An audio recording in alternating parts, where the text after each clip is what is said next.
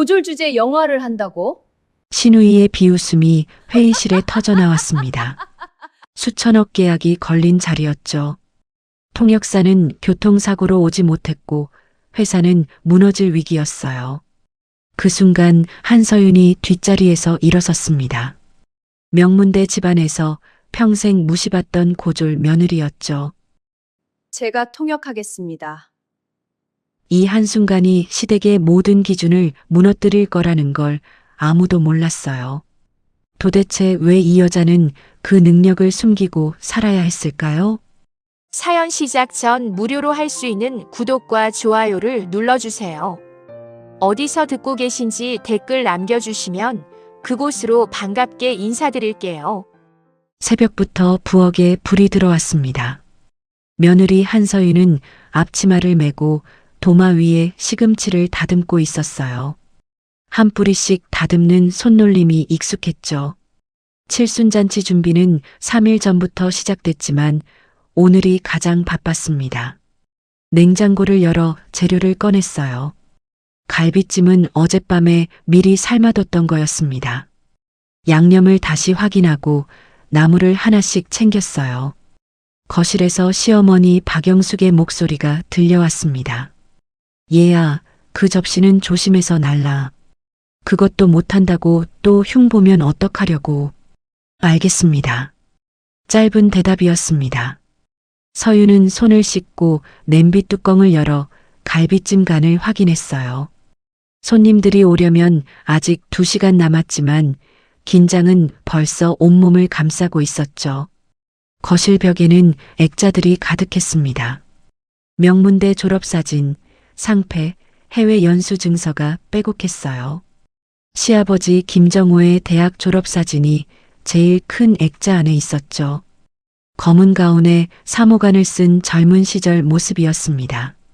그 옆으로 시어머니, 남편 민석, 시누이 김세라의 졸업사진이 나란히 걸려 있었습니다.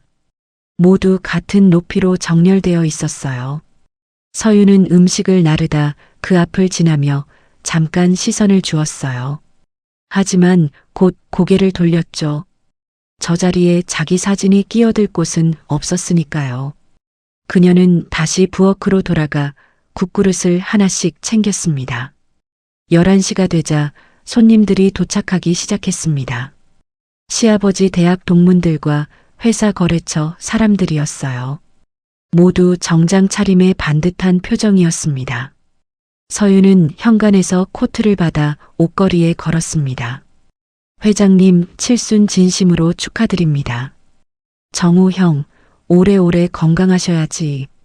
자녀분들도 다들 훌륭하게 키우셨고요. 인사가 오가는 동안 서윤은 조용히 움직였어요.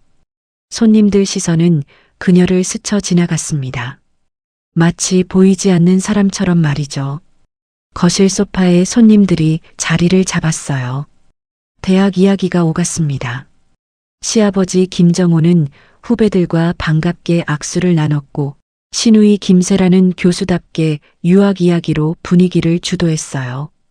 요새는 젊은 교수들도 해외 연수 안 가면 자리 잡기 힘들어요. 세라 교수님은 영국 박사시잖아요. 손님 하나가 말했습니다. 김세라가 웃으며 고개를 끄덕였어요. 그래도 뭐 공부는 끝이 없더라고요.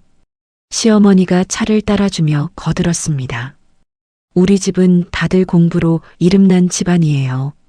남편도 명문대 나왔고 민석이도 임원이고. 잠시 침묵이 흘렀어요. 그러다 한 손님이 웃으며 말했습니다. 민석이는 결혼만 좀 아쉽지. 그래도 뭐 착하기는 하니까요. 시어머니는 웃으며 넘겼지만 말리지는 않았어요. 서윤은 부엌에서 그 말을 듣고 있었습니다. 손에 든 쟁반이 살짝 기울었어요. 하지만 표정은 변하지 않았습니다. 그저 접시를 바로잡고 거실로 나갔죠. 남편 민석은 소파 끝에 앉아 휴대폰만 보고 있었어요. 아내를 향한 말이 들렸을 텐데도 고개를 들지 않았습니다. 시아버지가 거실 중앙에 앉아 말했습니다. 오늘 이렇게 와주셔서 감사합니다. 칠순까지 건강하게 살 수 있었던 건 다 여러분 덕분이죠. 박수 소리가 거실을 채웠어요. 서윤은 문틈으로 그 모습을 바라봤습니다. 웃는 얼굴들, 따뜻한 분위기였어요. 하지만 그 안에 자기 자리는 없었죠. 점심시간이 되어 테이블에 음식이 가득 차려졌습니다. 서윤은 국그릇을 하나씩 돌리며 조용히 자리를 옮겼어요. 뜨거운 김이 얼굴을 스쳤지만 표정 하나 바꾸지 않았습니다. 손님들은 음식을 칭찬하다가 다시 학교 이야기로 돌아갔어요. 요즘 애들은 외국 유학도 많이 가던데요. 우리 때는 국내파가 대부분이었지. 시대가 달라졌죠. 김세라가 와인 잔을 들며 끼어들었어요. 저는 유학 다녀왔잖아요. 영국에서 박사 받고. 자랑스러운 목소리였습니다. 손님들이 고개를 끄덕이며 칭찬을 이어갔어요. 서윤은 빈 접시를 치우며 테이블 뒤편으로 물러섰습니다. 그때 한 손님이 물었습니다. 교수님 댁 거래처 중에 외국 회사도 있나요? 있죠. 저희 아버지 회사가 해외 바이어 많이 상대하시거든요. 김세라가 대답했어요. 그러다 문득 서윤을 봤습니다. 올케는 외국 사람 만나면 어떻게 해요? 영어 할 줄 알아요? 갑작스러운 질문에 테이블이 조용해졌어요. 서윤은 국그릇을 내려놓다 손을 멈췄습니다. 시선이 모두 그녀에게로 쏠렸어요. 조금은요. 서윤의 대답은 짧았습니다. 김세라는 빙그레 웃으며 영어로 물었습니다. 그럼 이런 건 아세요? 문화적 차이를 어떻게 받아들이냐는 영어 표현이요. 영어로 또박또박 말하는 목소리였습니다. 서윤은 입술을 살짝 깨물었어요. 대답할 수 있었습니다. 그 정도 문장은 귀로 듣자마자 바로 풀어낼 수 있었어요. 하지만 고개를 저었습니다. 잘 모르겠어요. 김세라가 손님들을 향해 말했어요. 역시 어렵죠? 이런 건 공부 좀 해야 알아들을 수 있는데. 웃음이 테이블을 돌았습니다. 크지 않았지만 분명히 들리는 웃음이었어요. 분위기가 어색해졌습니다. 서윤은 고개를 숙인 채 서 있었어요. 시어머니가 조용히 말했습니다. 서윤이는 이런 자리에서 조용히 있는 게 제일 낫다. 괜히 나섰다가 민망해지잖아. 그 말이 끝나기도 전이었습니다. 탁! 시아버지가 잔을 테이블에 내려놓았어요. 소리가 크지 않았는데도 거실 전체가 조용해졌습니다. 김정우는 서윤을 똑바로 봤어요. 눈빛에 차가움이 서려 있었습니다. 창피하니까 입 다물어. 그 한마디가 거실을 얼렸어요. 손님들은 서로 눈치만 보며 숨을 죽였습니다. 서윤은 손에 들고 있던 접시를 천천히 내려놓았어요. 아무 말도 하지 않았습니다. 표정도 변하지 않았어요. 그저 고개를 숙이고 부엌으로 들어갔습니다. 싱크대 앞에 섰어요. 물을 틀어놓고 접시를 닦기 시작했습니다. 하지만 표정은 평온했어요. 이런 날이 처음은 아니었으니까요. 서윤은 물소리가 가득한 부엌에서 창밖을 바라봤어요. 거실에서는 어색한 침묵이 흘렀습니다. 누군가 화제를 바꾸려 애썼고 김세라는 다른 이야기를 꺼냈어요. 하지만 분위기는 이미 무거워진 뒤였습니다. 손님들이 하나둘 일어서기 시작했어요. 예정보다 일찍 자리를 뜨는 사람들도 있었습니다. 분위기가 어색했던 탓이었죠. 서윤은 현관에 나가 코트를 건네며 인사를 받았어요. 수고하셨어요. 맛있게 잘 먹었습니다. 짧은 인사들이었습니다. 모두가 떠난 뒤 집안이 조용해졌어요. 거실엔 시아버지와 시어머니만 남았습니다. 서윤은 다시 부엌으로 들어가 설거지를 이어갔어요. 해가 지고 어둠이 천천히 스며들었습니다. 서윤은 마지막 접시를 정리하고 바닥을 닦았어요. 행주를 빨아 널고 나니 밤이 깊어 있었습니다. 방으로 들어가니 남편은 이미 잠든 듯 불을 끄고 누워 있었어요. 서윤은 조용히 옷을 갈아입었습니다. 어둠 속에서 움직이는 게 익숙했죠. 침대에 앉아 가방을 꺼냈습니다. 평소엔 잘 열지 않는 안쪽 주머니였어요. 손을 넣자 딱딱한 플라스틱이 손끝에 닿았죠. 낡은 명찰이었습니다. 서윤은 그것을 꺼내 손바닥 위에 올려놓았어요. 어둠 속에서도 그 형태를 손으로 만지며 확인했습니다. 글씨가 흐릿했지만 아직 읽을 수 있었어요. 오래전 자기 이름이 적혀 있던 것이었죠. 서윤은 한참을 그것을 바라봤습니다. 잠시 후 다시 가방 깊숙이 넣었어요. 지퍼를 잠그고 가방을 옷장 구석에 밀어 넣었습니다. 불을 끄고 침대에 누웠어요. 천장을 바라보는 그녀의 눈빛은 고요했습니다. 하지만 그 고요함 뒤엔 오래 참아온 무게가 있었어요. 서윤은 천천히 눈을 감았습니다. 그날 밤 서윤이 가방 깊숙이 넣어둔 그 명찰이 며칠 뒤 모든 사람 앞에서 떨어지게 될 줄은 아무도 몰랐습니다. 그리고 그 순간 이 집의 모든 기준이 무너지기 시작할 거라는 것도요. 며칠이 흘렀습니다. 칠순잔치 이후 집안 분위기는 더 무거워졌어요. 시아버지는 평소보다 말수가 적었고 시어머니는 서윤과 눈도 마주치지 않았습니다. 그날 아침 일찍 전화벨이 울렸어요. 시아버지가 전화를 받고 나서 거실로 나왔습니다. 얼굴이 굳어 있었어요. 오늘 회사에 큰 계약건이 있다. 해외 바이어가 온다고 했지? 남편 민석이 고개를 끄덕였습니다. 예, 아버지. 오후 2시에 예정되어 있습니다. 준비는 다 됐겠지? 물론입니다. 시아버지 목소리에 긴장이 섞여 있었어요. 이번 계약은 회사의 중요한 건이었습니다. 수천억대 투자 유치가 걸린 자리였죠. 시어머니가 옷장을 뒤적이며 말했습니다. 여보, 오늘 어떤 넥타이 하실 거예요? 회색 줄무늬로 줘. 복도에서 김세라의 목소리가 들렸어요. 아버지, 저도 오늘 회사 갈래요. 교수라고 하면 분위기 좋을 것 같은데. 그래, 따라와. 큰 자리니까. 시어머니도 옷을 챙기며 말했습니다. 나도 같이 가야겠어. 이런 중요한 날 집에만 있을 순 없지. 온 집안이 그 일정에 예민해져 있었습니다. 서윤은 부엌에서 아침 준비를 하며 그 대화를 듣고 있었어요. 시어머니가 부엌으로 들어왔습니다. 서윤아, 오늘 회사 갈 때 따라와.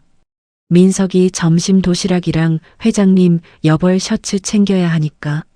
알겠습니다. 서윤은 고개를 끄덕였어요. 심부름이었습니다. 회의 인원이 아니라 집 나르는 사람으로 가는 거였죠. 정오가 되자 모두 차에 올랐습니다. 시아버지가 조수석에, 민석이 운전석에 앉았어요. 뒷좌석에는 시어머니와 김세라가 앉았고 서윤은 맨 뒤 보조석에 자리를 잡았습니다.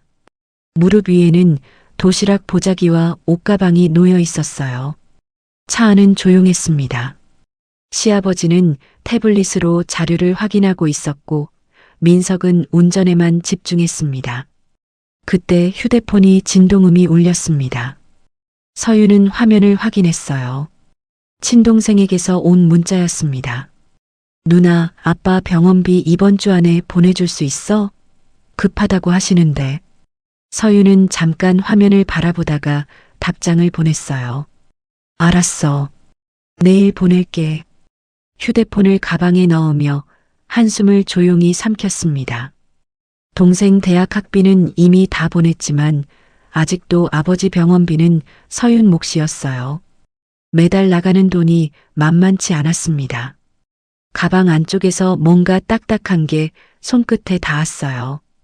명찰이었습니다. 서윤은 그걸 만지작거리다가 손을 빼냈어요. 회사에 도착했습니다. 고층 건물이 하늘을 찌를 듯 서 있었어요. 민석이 먼저 내려 아버지를 안내했어요. 서윤은 짐을 챙겨 뒤따라 들어갔습니다. 엘리베이터에서 시아버지가 서윤에게 말했어요. 회의실은 12층이다. 박 팀장한테 짐 전달하고 회의 끝날 때까지 안에서 기다려. 네, 아버님. 12층에 내렸습니다. 회의실 앞에 사람들이 모여 있었어요. 박 팀장이 서둘러 다가왔습니다. 회장님, 준비 다 됐습니다. 통역사는 예정대로 1시 반에 도착한다고 연락받았습니다. 시아버지가 고개를 끄덕이고 회의실 안으로 들어갔어요. 민석도 뒤따라 들어갔습니다. 시어머니와 김세라도 함께 들어갔어요. 서윤은 짐을 박 팀장에게 건넨 뒤 회의실 뒤편 끝자리에 조용히 앉았습니다. 넓은 테이블이었어요. 임원들이 앞쪽에 자리를 잡았고 시어머니와 김세라는 중간쯤에 앉았습니다. 서윤은 맨 뒤 구석 의자에 앉아 있었어요. 보이지 않는 사람처럼 말이죠. 시간이 흘렀습니다.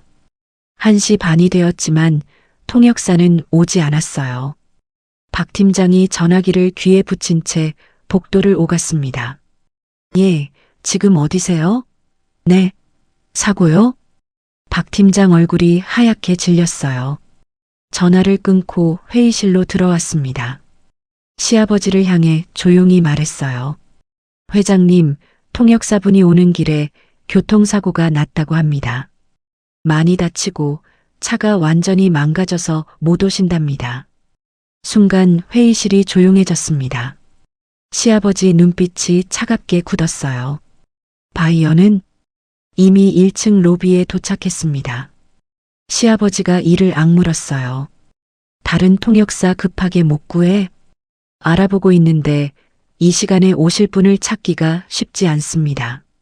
민석이 자리에서 일어났습니다. 아버지, 저희가 영어로 진행하면 안 될까요? 영어 아는 거랑 통역하는 건 다르다. 계약 조건 하나 잘못 전달하면 끝이야. 시아버지가 주먹을 쥐었어요. 서윤은 뒤편 끝자리에서 그 광경을 조용히 지켜보고 있었습니다. 1층에서 바이어 일행이 올라오고 있다는 연락이 왔어요. 박 팀장이 땀을 닦으며 회의실을 정리했습니다. 민석은 자료를 다시 펼쳐놓으며 입술을 깨물었어요. 바이어들이 도착했습니다. 정장 차림의 외국인 2명이었어요. 악수가 오갔고 모두 회의실 안으로 들어갔습니다. 서윤은 여전히 뒤편 끝자리에 앉아 있었어요. 회의가 시작됐습니다. 바이어가 영어로 말하기 시작했어요. 서윤의 귀에 그 말이 또렷하게 들렸습니다. 박 팀장이 듣고 있다가 더듬더듬 대답했어요. 하지만 문장이 중간에 끊겼어요. 영어로 대답하려 했지만 단어가 나오지 않았습니다. 다른 임원이 거들었지만 역시 마찬가지였어요. 바이어가 빠르게 뭔가를 물었습니다. 하지만 아무도 제대로 대답하지 못했어요. 회의실 안 분위기가 점점 무거워졌습니다. 서윤은 뒤편에서 모든 대화를 듣고 있었습니다. 머릿속에서 자동으로 문장이 정리되고 있었어요. 필요한 대답이 떠올랐습니다. 하지만 서윤은 움직이지 않았습니다. 그저 무릎 위에 손을 가지런히 놓고 앉아 있었죠. 시아버지가 자리에서 일어났어요. 얼굴이 붉어져 있었습니다. 이 정도 준비도 안 하고 뭘 계약하겠다는 거냐? 목소리가 회의실을 가득 채웠어요. 박 팀장과 임원들이 고개를 숙였습니다. 김세라가 팔짱을 끼고 말했어요. 명문대 나온 사람들 모아놔도 정작 급하면 쓸 사람이 없네요. 냉소가 섞인 목소리였습니다. 시어머니도 한숨을 쉬며 거들었어요. 이렇게 큰 자리에서 체면을 다 구기게 생겼네. 서윤은 뒤편 끝자리에서 그 모습을 바라봤죠. 잠시 휴식 시간이 주어졌습니다. 바이어들은 자리에 남아 서로 속삭였어요. 분위기가 더욱 냉랭해졌습니다. 다시 회의가 시작됐습니다. 이번엔 남편 민석이 직접 나섰어요. 하지만 역시 말이 매끄럽게 이어지지 않았습니다. 바이어가 복잡한 조건을 물었어요. 민석이 답하려 했지만 정확한 표현을 찾지 못했습니다. 숫자와 날짜가 뒤섞였어요. 회의실 안 공기가 점점 얼어붙었습니다. 바이어 표정이 굳어지기 시작했어요. 한 명이 시계를 보며 뭔가 속삭였습니다. 서윤은 모든 걸 듣고 있었어요.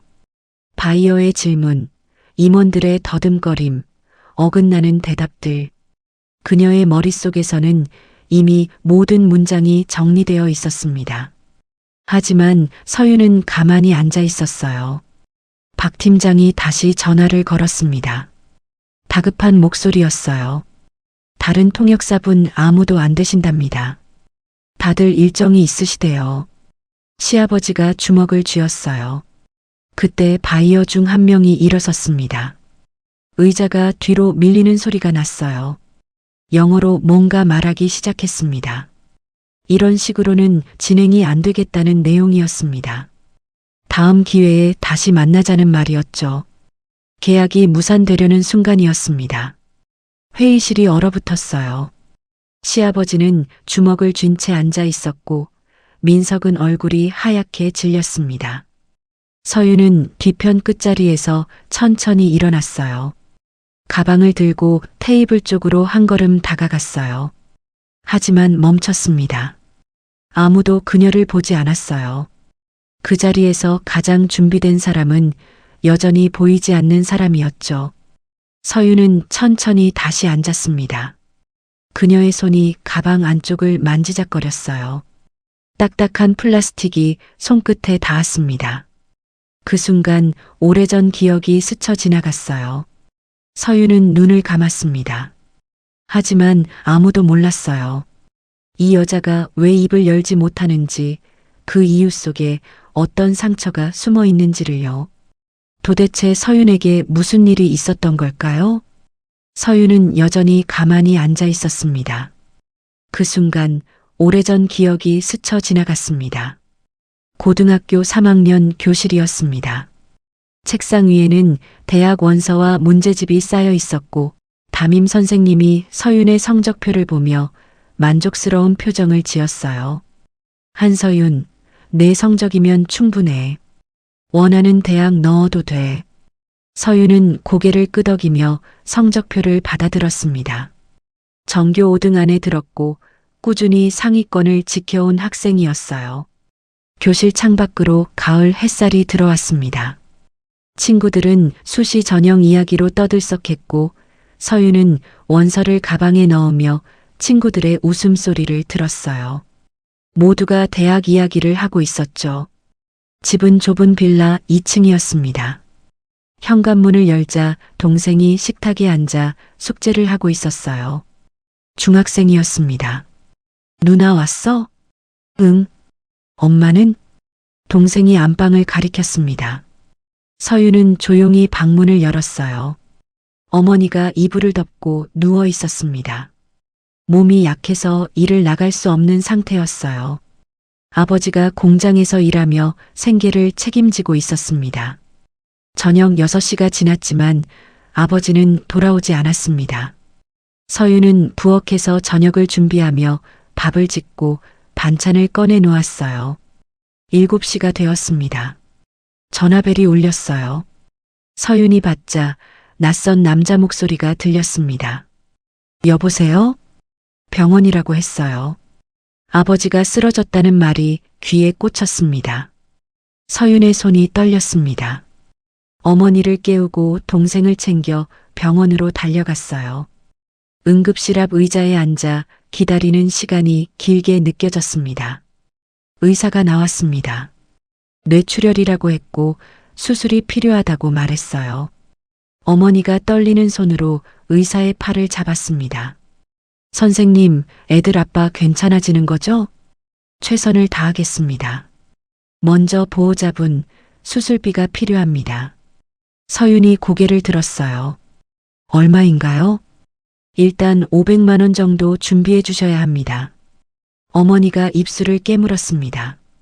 그 돈은 없었고 집에 있는 통장을 다 합쳐도 턱없이 모자랐어요. 그날 밤 서윤은 친척 집에 전화를 돌렸습니다. 여기저기 빌려서 겨우 수술비를 마련했어요. 아버지는 그렇게 수술을 받을 수 있었습니다. 한 달이 지났습니다. 아버지는 퇴원했지만 일을 할 수 없었고 재활 치료가 필요했어요. 병원비가 계속 쌓였습니다. 약값도 만만치 않았고 생활비는 바닥났으며 동생 학비도 걱정이었어요. 서윤은 책상 앞에 앉아 서랍을 열었습니다. 대학 원서가 그대로 들어 있었고 등록금 고지서를 받아든 친구들의 얼굴이 떠올랐어요. 교복을 벗고 대학생이 된 친구들 말이죠. 등록금은 한 학기에 300만 원이었습니다. 생활비까지 합치면 그보다 훨씬 더 들었고 집에는 당장 내일 쓸 돈도 없었어요. 서윤은 원서를 천천히 접어 서랍 깊숙이 넣었습니다. 합격 발표일이 되어도 확인하지 않았고 학교에도 가지 않았어요. 대신 일자리를 찾기 시작했습니다. 동네 작은 사무실에서 서류 정리 일을 시작했고 낮에는 그곳에서 일했어요. 월급이 들어왔습니다. 적은 돈이었지만 집에 보탰고 동생 학비를 내고 아버지 약값을 보태는 데 썼어요. 밤이 되면 서윤은 책을 펼쳤습니다. 영어 단어장이었고 라디오에서 흘러나오는 영어 방송을 들으며 사전을 펼쳤어요. 매일 들었습니다. 문장을 따라 쓰고 발음을 흉내내며 조용히 중얼거렸어요. 한 달, 두 달, 석 달이 지나자 조금씩 들리기 시작했고 잠든 가족 곁에서 혼자 공부하는 시간이 쌓여갔죠. 시간이 흘렀습니다. 서윤은 학원 데스크로 일자리를 옮겼어요. 영어 학원이었습니다. 강사들의 수업을 듣고 자료를 정리하고 전화를 받으며 일하는 동안 영어를 배웠어요. 귀가 점점 열리기 시작했습니다. 어느 날 원장이 서윤을 불렀습니다. 서윤 씨, 작은 세미나 통역 자리가 있는데 한번 해볼래요? 서윤은 놀라 고개를 들었어요. 저요? 서윤 씨가 듣고 정리하는 걸 봤는데 잘할 것 같아요. 그날 서윤은 처음으로 통역 자리에 섰습니다. 작은 회의실이었고 참석자는 5명 뿐이었어요. 떨렸지만 해냈습니다.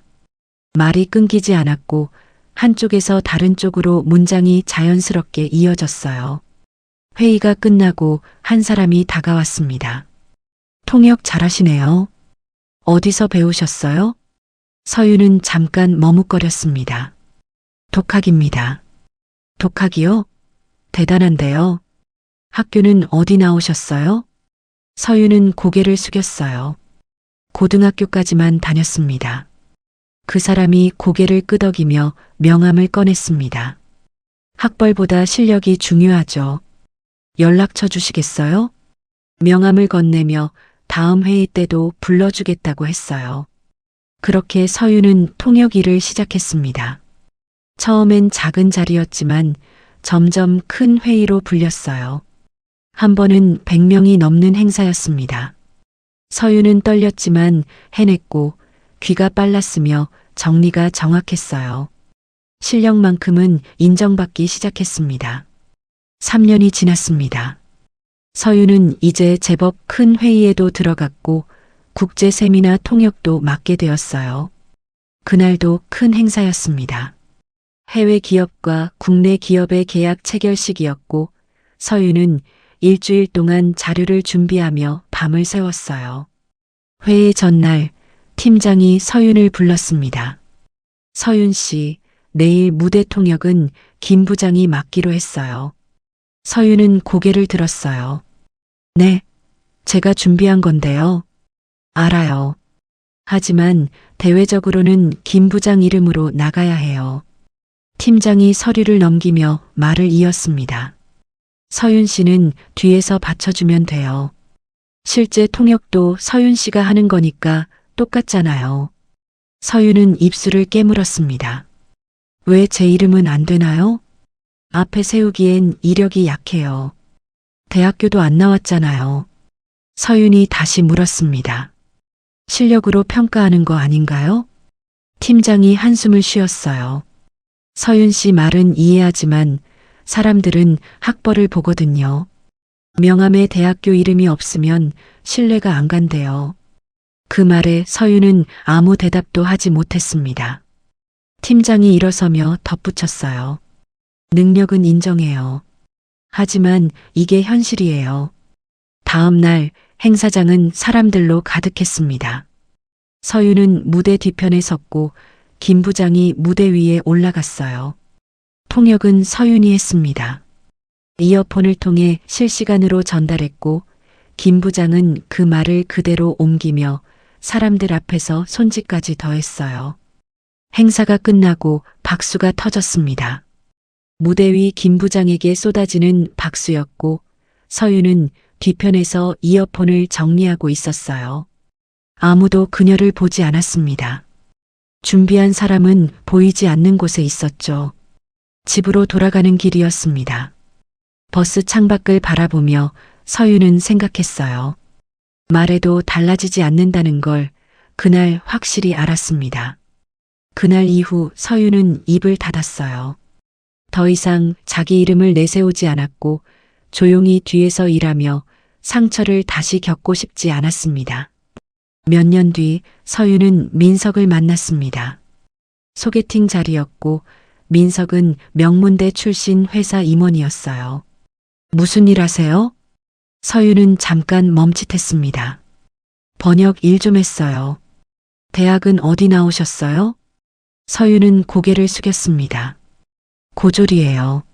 민석은 놀란 표정을 지었지만 곧 웃으며 말했어요. 그래도 괜찮아요. 사람이 중요하죠. 그렇게 시댁이 탐탁지 않아 하는 결혼을 했습니다. 시댁 식구들은 서윤의 과거를 자세히 몰랐고 그냥 공부를 못한 며느리라고만 생각했어요. 서윤은 말하지 않았습니다. 통역 일을 했다는 것도 큰 무대에 섰다는 것도 말이죠. 자기를 더 깊이 감추는 쪽을 택했습니다. 못해서가 아니었어요. 다시 상처받고 싶지 않았습니다. 남편도 몰랐고 시댁 식구들도 아무도 몰랐어요.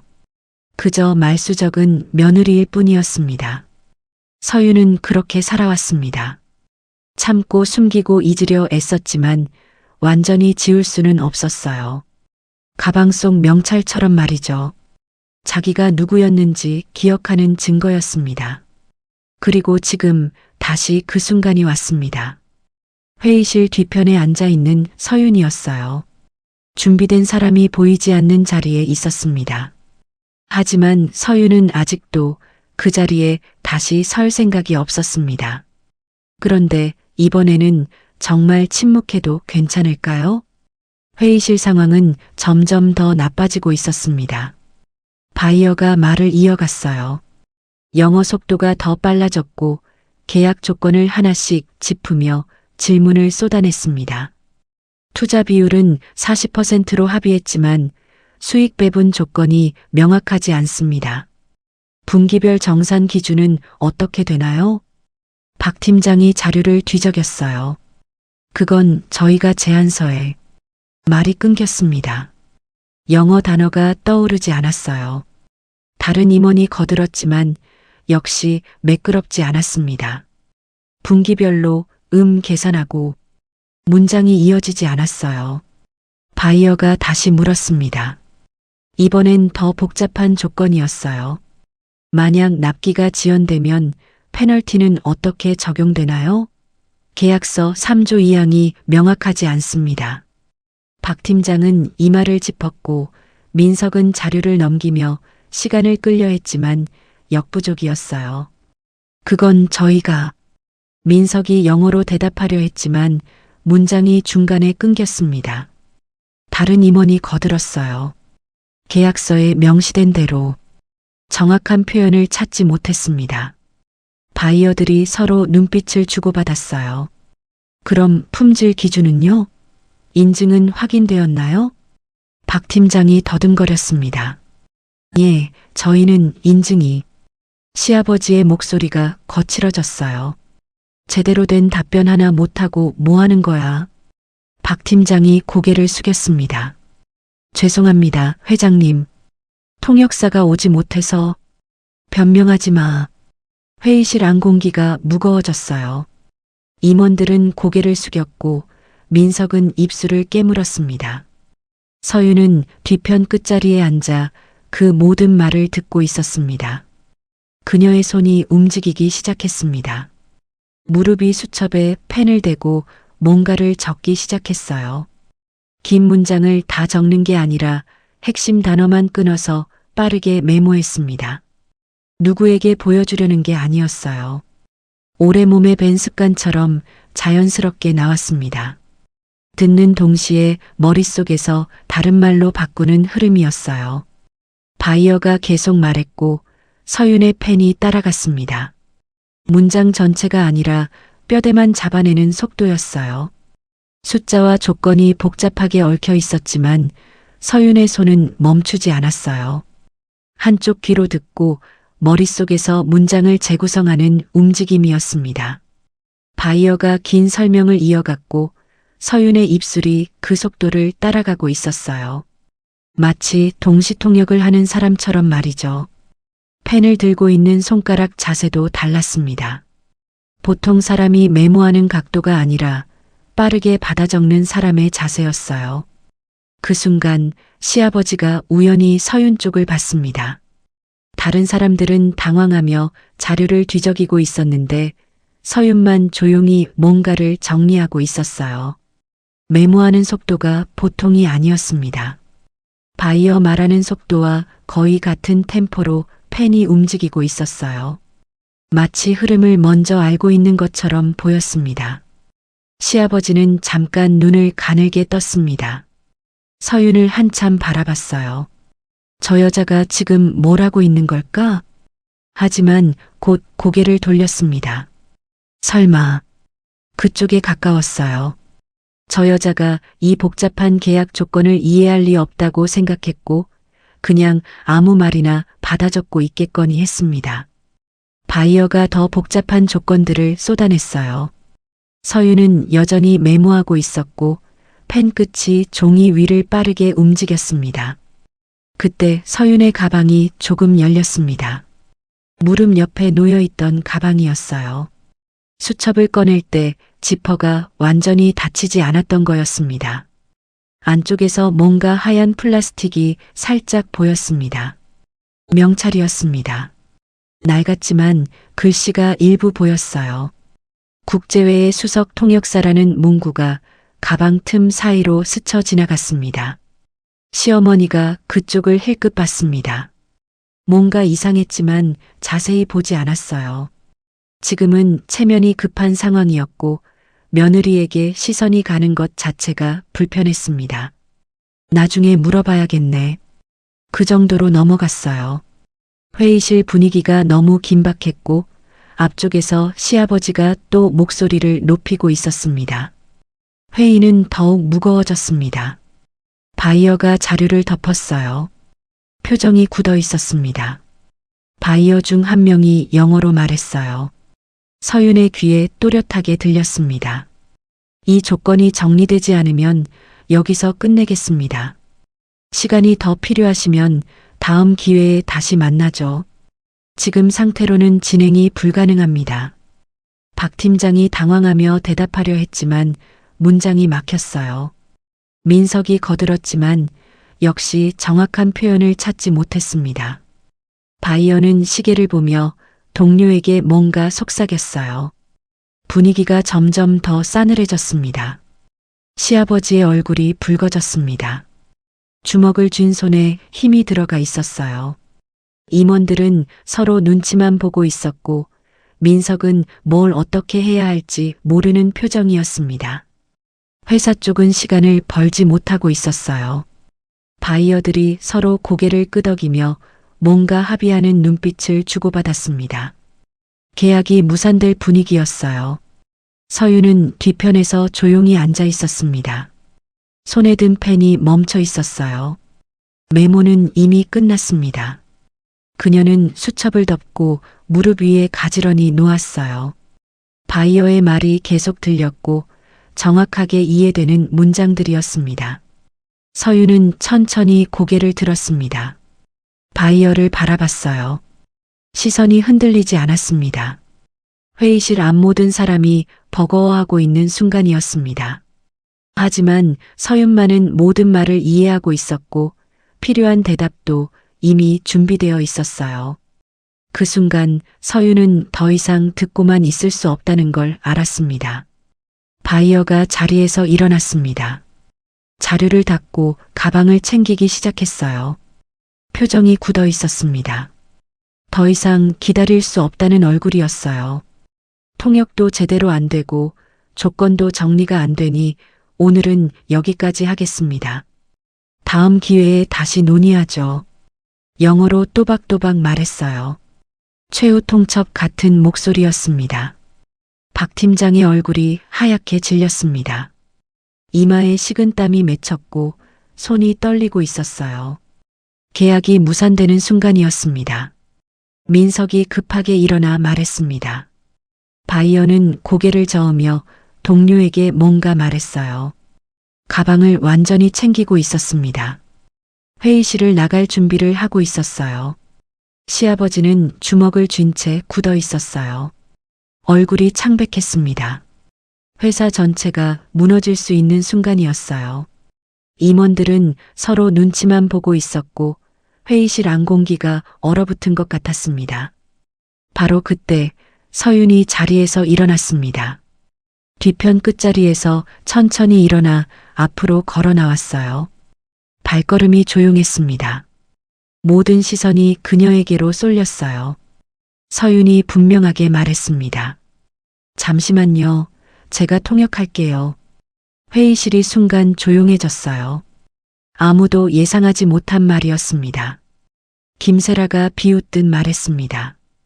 고졸 주제의 영어를 냉소가 섞인 목소리였어요. 시어머니는 눈살을 찌푸렸고 시아버지는 믿을 수 없다는 얼굴로 서윤을 쳐다봤습니다. 민석도 당황한 표정이었어요. 서윤은 바이어를 향해 영어로 말하기 시작했습니다. 목소리가 또렷했어요. 죄송합니다. 통역사가 사고로 오지 못해 혼란이 있었습니다.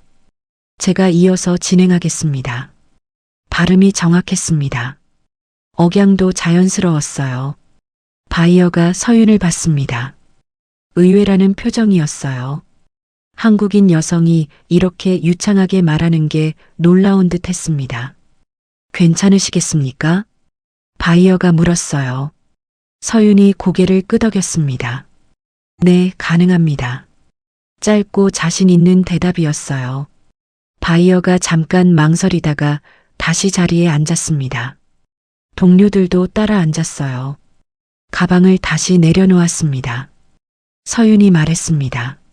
먼저 오해가 있었던 부분을 정리하겠습니다. 투자 비율 40%는 합의된 사항이고 수익 배분은 분기별 정산 기준으로 진행됩니다. 첫 분기 순이익의 60%를 배분하고 이후 분기는 55%로 조정됩니다.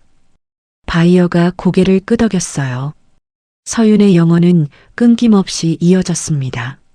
숫자가 정확했고 조건이 분명했어요. 회의실 안 공기가 달라지기 시작했습니다. 아까까지의 답답함이 사라지고 있었어요. 납기 지연 시 페널티는 계약서 3조 2항에 명시된 대로 1단위 0.5% 적용이며 최대 10%를 넘지 않습니다. 바이어가 자료를 다시 펼쳤습니다. 표정이 달라지고 있었어요. 만족스러운 얼굴이었습니다. 정확하네요. 그럼 불량률 기준은 어떻게 됩니까? 바이어가 물었어요. 목소리에 긴장이 풀려 있었습니다. 서윤이 즉시 대답했습니다. 1% 이하로 유지하며 초과 시 해당 로트 전량 재생산입니다. 비용은 저희가 부담합니다. 대답이 빨랐어요. 생각할 시간도 필요 없었습니다.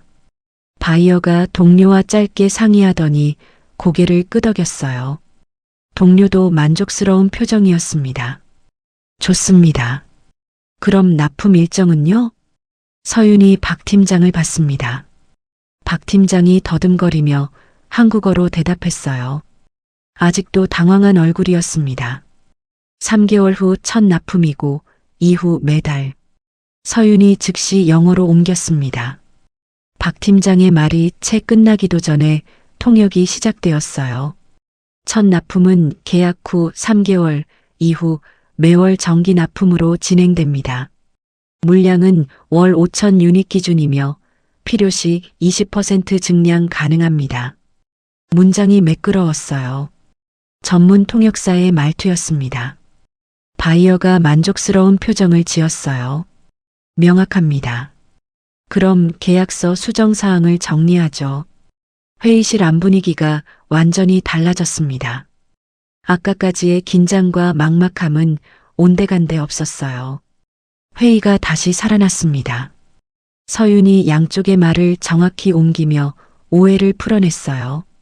숫자와 조건이 분명하게 정리되었고 애매했던 부분들이 하나씩 해결되었습니다.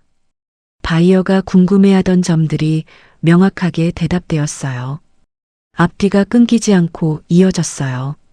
바이어가 길게 말해도 서윤은 짧고 분명하게 핵심을 옮겼습니다. 복잡한 조건도 간결하게 정리했어요. 통역이 이렇게 매끄러울 수가 없었습니다. 아까 박 팀장과 민석이 더듬던 것과는 차원이 달랐어요. 처음으로 회의 흐름이 안정되었습니다. 회의실 안 분위기가 달라지고 있었어요. 아까까지의 긴장과 혼란이 사라졌습니다. 바이어들은 고개를 끄덕이며 자료에 메모하기 시작했어요. 박 팀장은 놀란 얼굴로 서윤을 바라봤고 민석은 입을 다물지 못했습니다. 믿을 수 없다는 표정이었어요. 김새라는 말문이 막혀 있었습니다. 아까 비웃던 얼굴이 굳어 있었어요.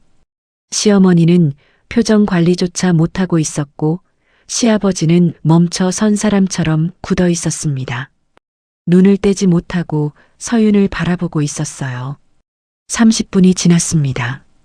바이어가 자료를 덮고 일어섰어요. 이번엔 웃으며 손을 내밀었습니다. 좋은 회의였습니다.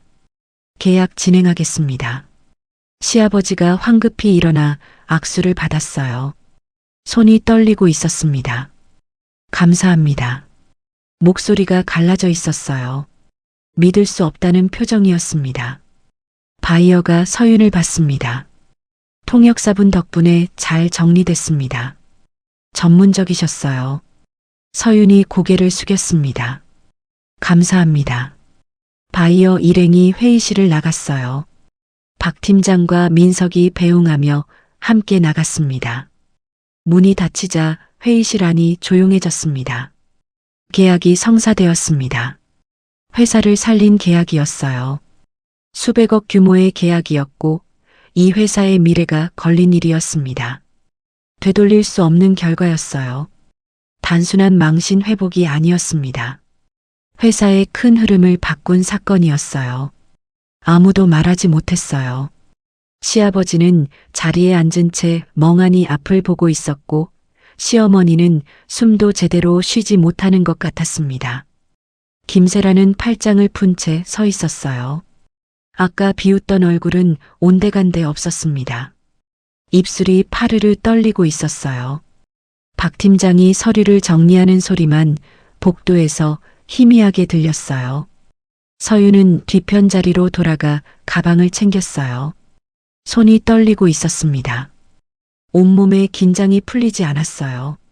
가방 끈을 어깨에 매는 순간 안쪽 주머니에서 뭔가 빠져나왔습니다. 탁! 바닥에 떨어지는 소리가 났어요. 회의실 안이 조용했기 때문에 그 소리가 크게 울렸습니다. 명찰이었습니다. 하얀 플라스틱 명찰이 회의실 바닥에 떨어져 있었어요. 형광등 불빛 아래서 글씨가 또렷하게 보였습니다. 국제회의 수석 통역사 한서윤.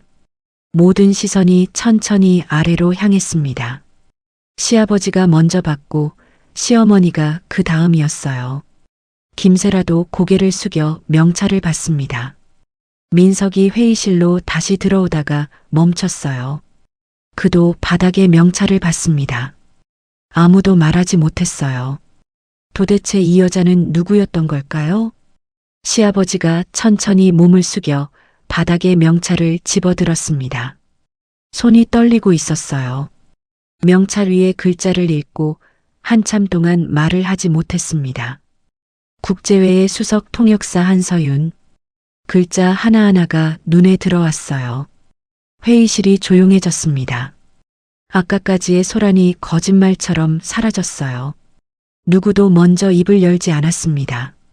시아버지는 명찰을 쥔 채 서 있었고 서윤은 고개를 숙이고 있었어요. 시어머니는 숨소리조차 내지 않았습니다. 김세라는 입을 다문 채 굳어 있었고 민석은 아내를 바라보고 있었어요. 시간이 멈춘 것 같았습니다.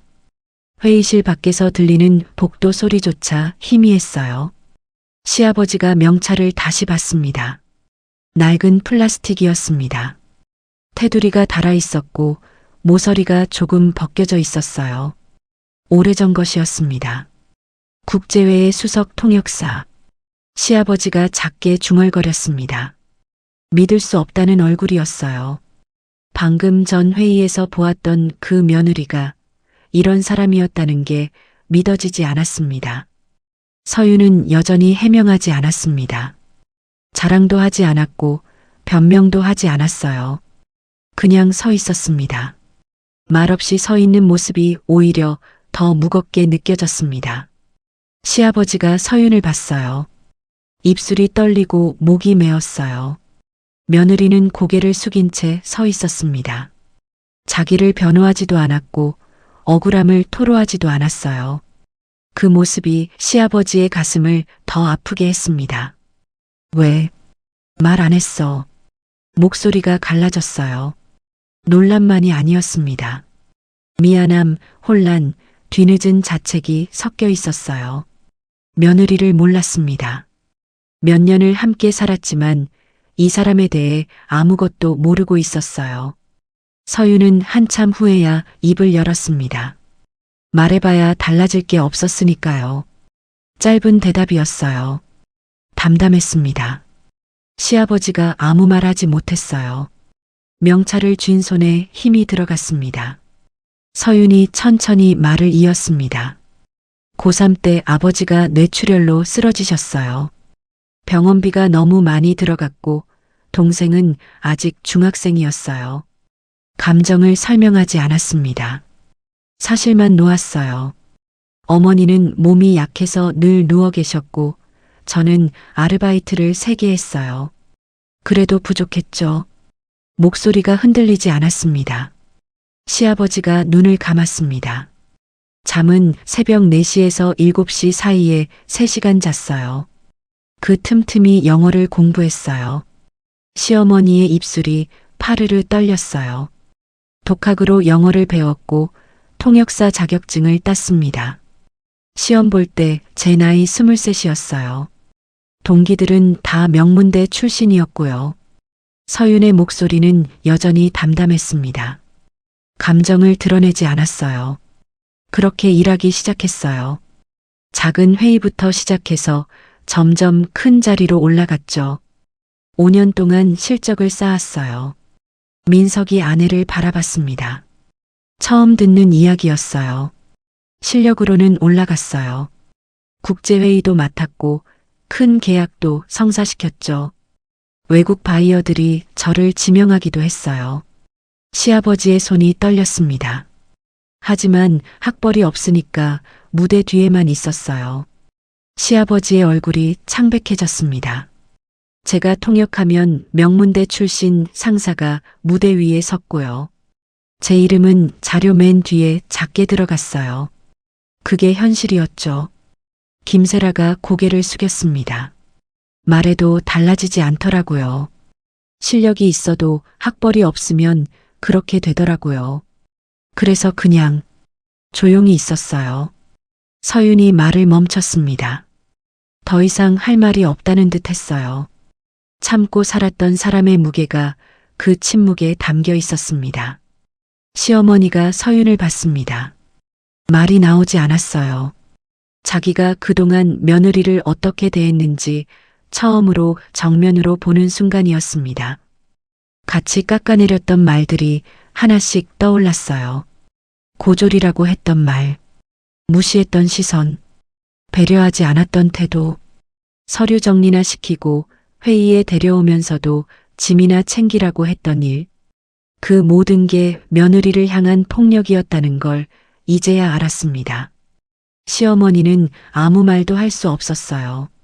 손이 떨렸고 숨쉬기가 힘들었습니다. 며느리가 참고 살았던 날들이 눈앞에 보이는 것 같았어요. 김세라는 서 있는 것조차 힘들었습니다. 그동안 가장 크게 비웃었던 사람이 자기였어요. 고졸 주제의 영어를 아까 회의실에서 했던 그 말이 귓가에 맴돌았습니다. 차갑고 비웃는 목소리로 했던 그 한마디가요. 서유는 그 순간에도 아무 말하지 않았어요. 그냥 자리에서 일어나 통역을 시작했죠. 회사를 살렸습니다. 김세라는 얼굴이 화끈거렸어요. 입을 다물 수밖에 없었습니다. 민석이 서윤을 봤습니다. 아내였지만 처음 보는 사람 같았어요. 결혼하고 함께 살았지만 아내에 대해 아무것도 몰랐습니다. 민석은 자기가 너무 작아지는 느낌이었어요. 아내는 혼자 모든 걸 견디고 있었는데 자기는 옆에서 그냥 보고만 있었습니다. 아내를 지키지 못했어요. 이해하지도 못했고요.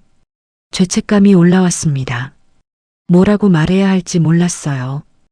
회의실은 여전히 조용했습니다. 새로운 말은 없었어요. 다만 뒤늦은 이해만이 천천히 퍼지고 있었습니다. 각자의 자리에서 조용히 무너지고 있었어요. 서유는 고개를 들어 시아버지를 봤어요. 제가 숨긴 건 아니에요. 그냥 물어보지 않으셨을 뿐이죠. 목소리에 원망은 없었습니다. 그저 사실을 말하는 톤이었어요. 고졸이라는 걸 아시고 나서 그 이상은 궁금해하지 않으셨잖아요. 저도 굳이 말씀드릴 필요 없다고 생각했고요. 시아버지의 손이 떨렸습니다. 맞는 말이었어요. 아프지만 맞는 말이었습니다. 며느리가 고졸이라는 걸 알고 나서 그 너머를 보지 않았습니다. 어떤 사람인지 어떻게 살아왔는지 물어본 적이 없었어요. 서윤이 작게 말했어요. 괜찮아요.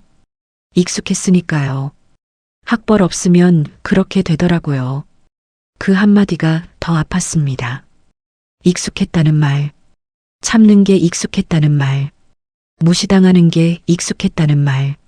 시아버지는 명찰을 쥔 채 서윤 앞에 서 있었습니다. 더 이상 시선을 피할 수 없었어요. 며느리를 봤습니다. 참고 살아온 사람, 가족 때문에 자기 몫을 미뤘던 사람, 말해도 달라지지 않아서 조용히 있었던 사람, 그 모든 게 자기 앞에 서 있었습니다. 시아버지는 아무 말도 하지 못했어요. 입이 떨어지지 않았습니다. 명찰을 꽉 쥐었습니다. 손에서 명찰이 떨리고 있었어요. 그 작은 플라스틱 조각이 지금 너무 무겁게 느껴졌습니다. 하지만 이들은 아직 몰랐습니다. 이 진실이 이 가족을 어떻게 바꿔놓을지를요. 시아버지는 한참 동안 명찰을 쥔 채 서 있었습니다. 손이 떨리고 있었어요. 며느리를 봤습니다. 5년 동안 함께 살았지만 이 사람에 대해 아무것도 몰랐어요. 시아버지가 천천히 서윤 쪽으로 걸어갔습니다. 직원들이 숨을 죽이고 지켜봤어요. 가족들도 서 있었습니다.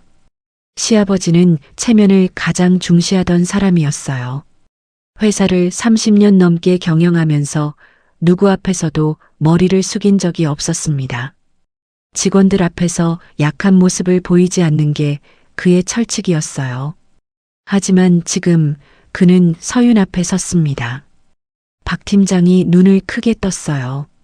임원들은 서로 눈빛을 주고받았습니다. 이런 회장님은 처음 보는 거였어요. 시아버지가 천천히 고개를 깊게 숙였습니다. 30년 만에 처음이었어요. 회의실이 더욱 조용해졌습니다. 누구도 숨소리조차 내지 않았고 시계 초침 소리만 들렸어요. 내가 사람을 잘못 봤다. 시아버지의 목소리가 떨리고 있었습니다. 한참을 그렇게 서 있었어요. 말을 이어가기 힘들었습니다. 내가 틀렸다. 짧은 말이었지만 무거웠어요.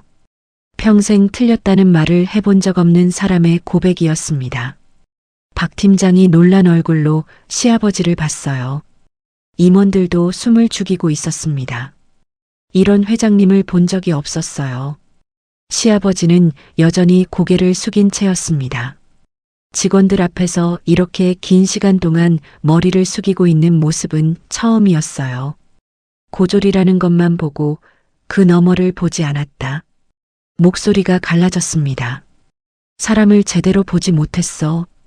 능력이 있는 사람을 학벌로만 판단했어. 시아버지의 손이 떨렸어요.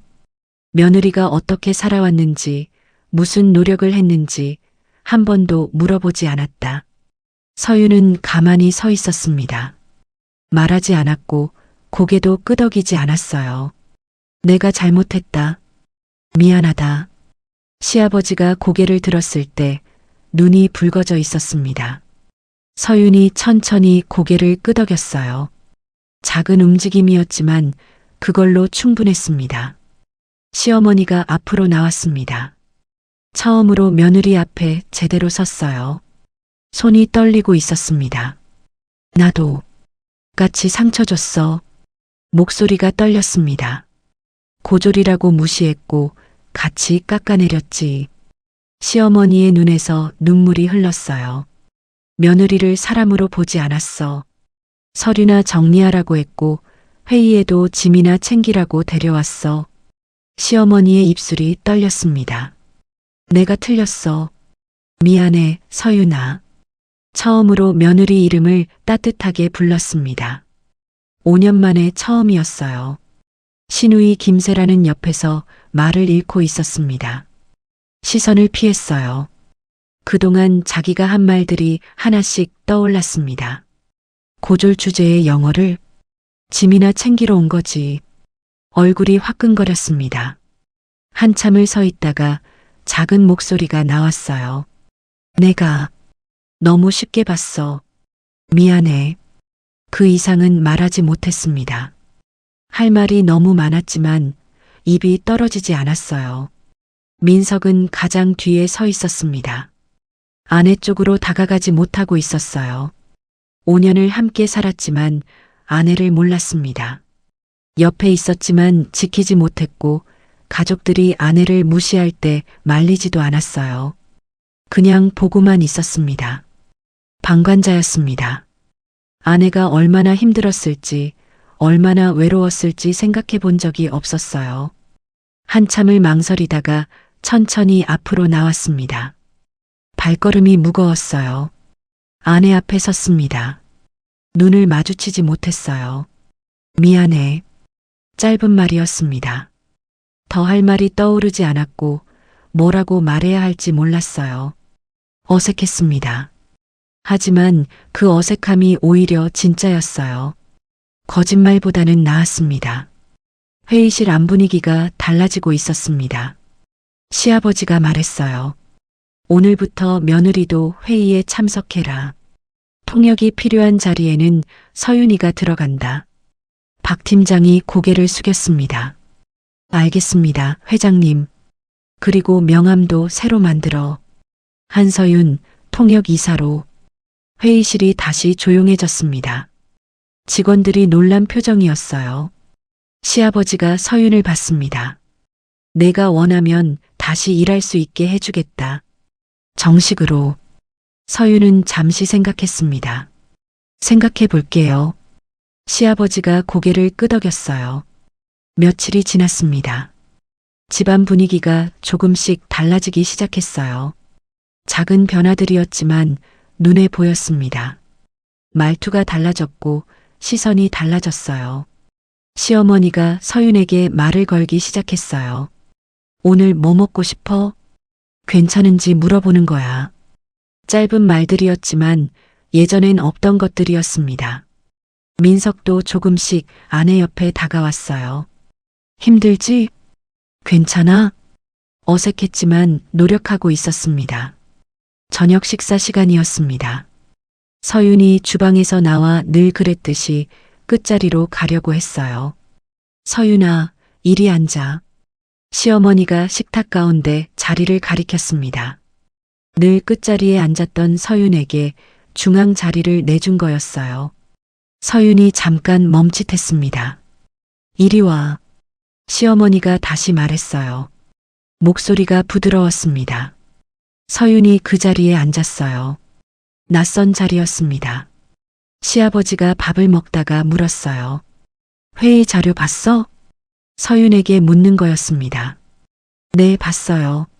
어떻게 생각해? 의견을 구하는 거였어요. 처음이었습니다. 서윤이 잠깐 생각했어요. 바이어 측 조건을 좀 더 명확히 할 필요가 있을 것 같아요. 특히 납품 일정 부분이요. 시아버지가 고개를 끄덕였습니다. 그래, 맞아. 내일 그렇게 하자. 작은 변화였지만 큰 의미가 있었습니다. 서윤의 목소리가 이 집에서 들리기 시작했어요. 하지만 완전히 풀린 건 아니었습니다. 여전히 어색함이 있었고 미안함이 남아 있었어요. 시어머니는 며느리 눈을 제대로 보지 못했고 민석은 아내 옆에서도 조심스러웠습니다. 뭐라고 말해야 할지 몰랐어요. 김세라는 서윤을 보면 고개를 돌렸습니다. 부끄러웠어요. 시간이 필요했습니다.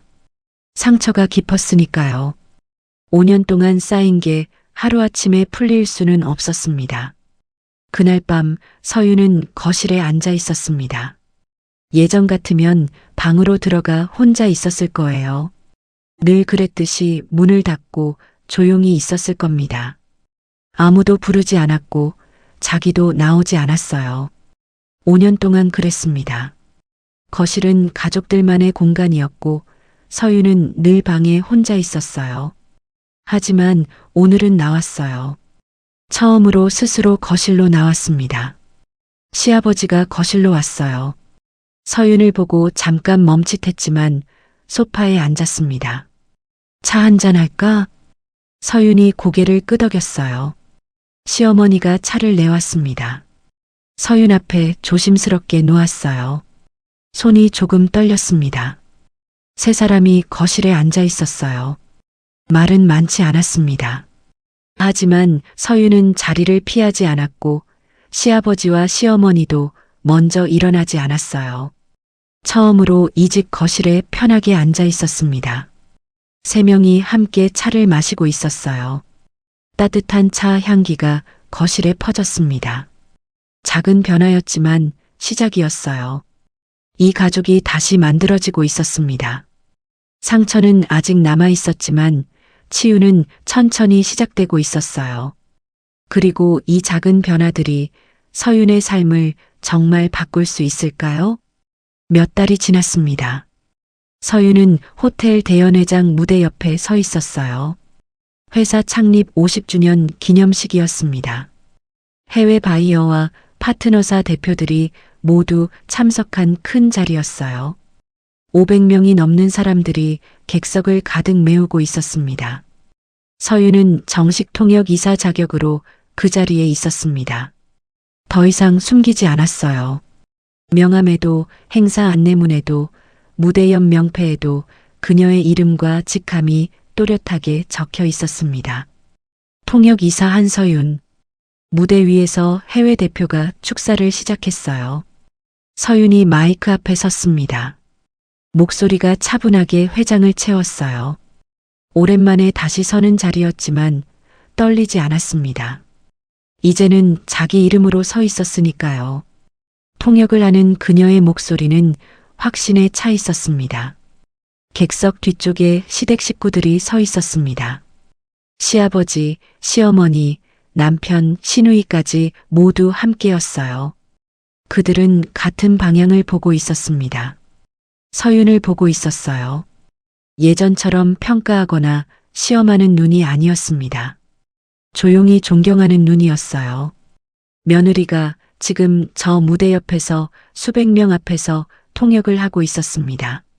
시아버지는 팔짱을 낀 채 며느리를 바라보고 있었습니다. 가슴이 뭉클했어요. 자기가 얼마나 큰 실수를 했는지, 얼마나 소중한 사람을 몰라봤는지 새삼 깨달았습니다.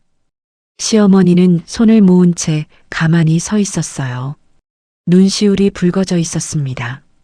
며느리가 저렇게 당당하게 서 있는 모습을 보니 미안함과 자랑스러움이 동시에 밀려왔어요. 민석은 아내를 보며 작게 미소 짓고 있었습니다. 옆에서 지키지 못했던 지난 세월이 떠올랐어요. 하지만 이제는 달랐습니다. 김세라는 진지한 표정으로 서윤을 지켜보고 있었습니다. 고졸 주제의 영어를 이라고 비웃었던 자기 목소리가 귓가에 맴돌았어요. 부끄러웠지만 이제는 인정할 수 있었습니다. 통역이 끝났습니다. 서윤이 고개를 숙여 인사하고 무대에서 내려왔어요. 박수 소리가 들렸습니다. 시아버지가 먼저 손뼉을 치고 있었어요. 크고 힘 있는 박수였습니다. 직원들이 돌아봤어요. 회장님이 저렇게 크게 박수를 치는 모습은 처음이었습니다. 시어머니도 민석도 따라 박수를 쳤어요. 눈물을 닦으며 손뼉을 쳤습니다. 김세라도 서윤을 향해 천천히 고개를 숙였어요. 말로 하지 못했던 인정이었습니다. 말보다 행동이 먼저였습니다. 이것이 가족의 완전한 변화였어요. 서윤은 객석 뒤쪽을 봤습니다. 가족들이 보였어요. 자기를 향해 박수를 치고 있는 그들이 보였습니다. 서윤의 눈시울이 뜨거워졌어요. 결혼하고 처음 느껴보는 감정이었습니다. 그날 저녁 집으로 돌아왔습니다. 서윤은 가방에서 명찰을 꺼냈어요. 국제회의 수석 통역사 한서윤. 서윤은 한참 동안 명찰을 보고 있었습니다. 그동안 이 명찰을 볼 때마다 가슴이 아팠어요.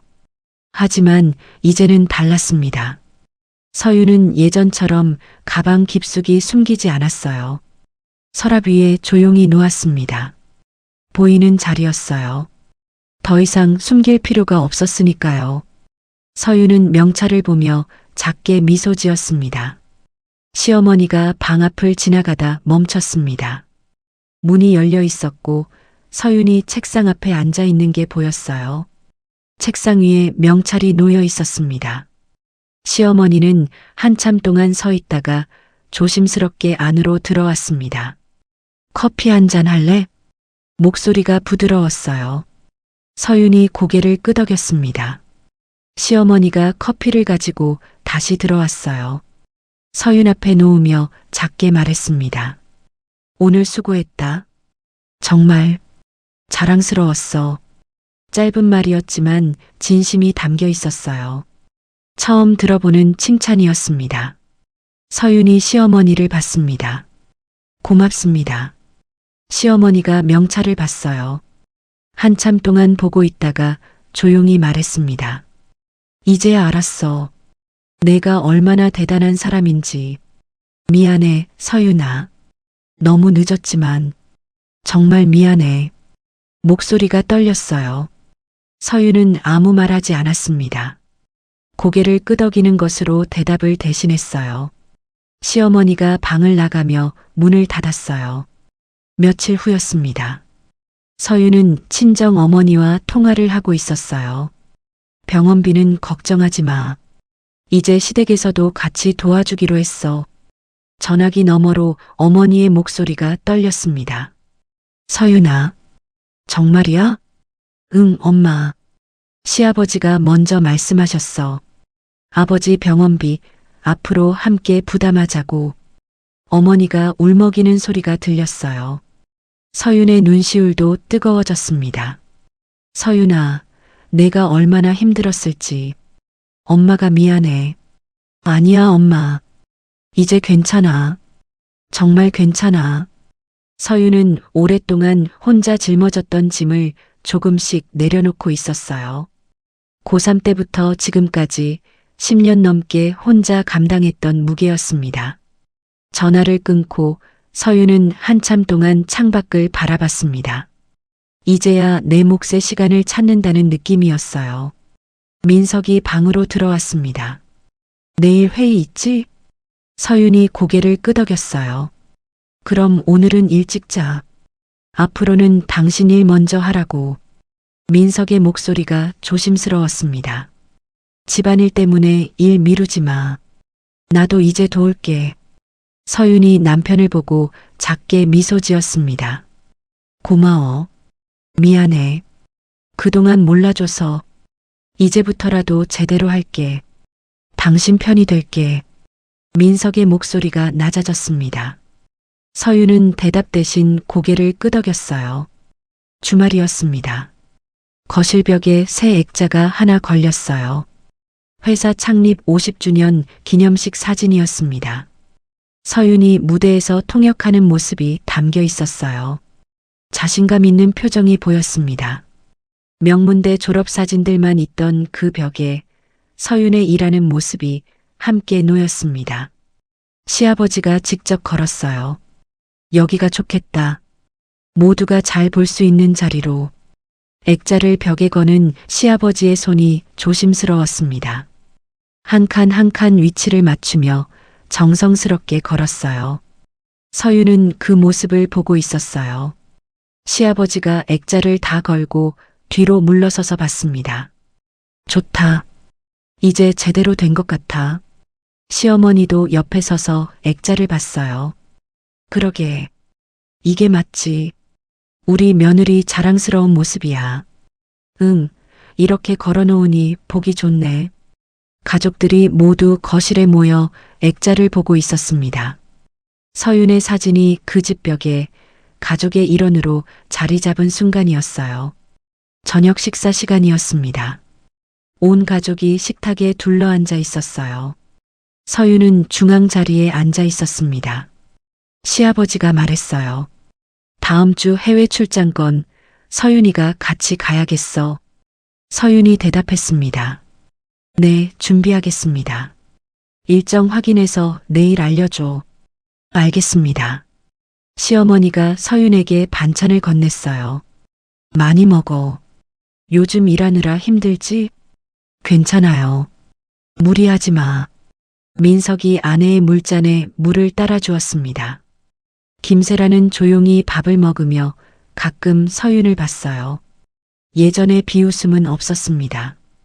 평범한 가족의 저녁 식사였어요. 그날 밤 서윤은 침대에 누워 천장을 보고 있었어요. 명찰이 서랍 위에서 조용히 빛나고 있었습니다. 더 이상 숨기지 않아도 됐어요. 더 이상 작아지지 않아도 됐습니다. 이제는 자기 이름으로 살 수 있었습니다. 서윤은 눈을 감았습니다. 마음이 편안했어요. 그녀는 이제 더 이상 자기 이름을 숨기지 않았습니다. 그리고 그 집도 이제는 그녀를 가족으로 제대로 부르기 시작했습니다. 여러분, 지금까지 보신 이야기는 숨겨왔던 이름을 되찾은 한 여자의 이야기였습니다. 저는 이 이야기를 쓰면서 생각했어요. 가방 속 낡은 명찰처럼 우리도 혹시 누군가의 진짜 모습을 보지 못하고 지나친 건 아닐까 하고요.